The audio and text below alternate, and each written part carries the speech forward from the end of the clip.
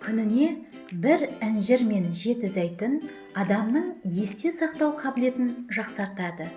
Баршаңызға сәлем, менің каналыма қош келдіңіздер.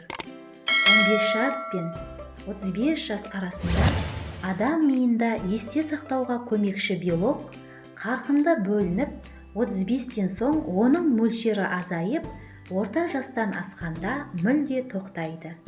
Алайда зерттеушілер зәйтүн мен інжірді қосып жегенде адам миында әлгі белок түзілетінін анықтаған.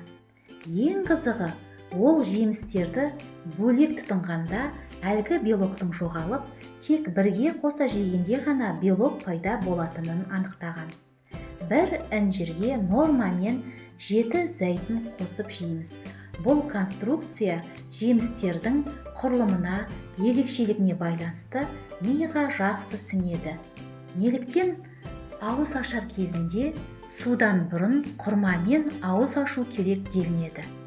Ауыз ашарда 1-2 құрмамен ауызды ашып, артынан ақшам намазын оқып, содан соң ғана дастарханға отырсаңыз, әлгі жеген құрмаңыз сіз намазды оқып болғанша ақ инсулинді көтеріп үлгереді.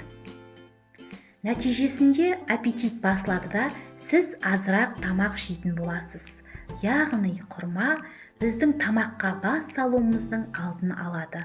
Ақпарат пайдаңызға асса, пікір қалдыруды ұмытпаңыздар.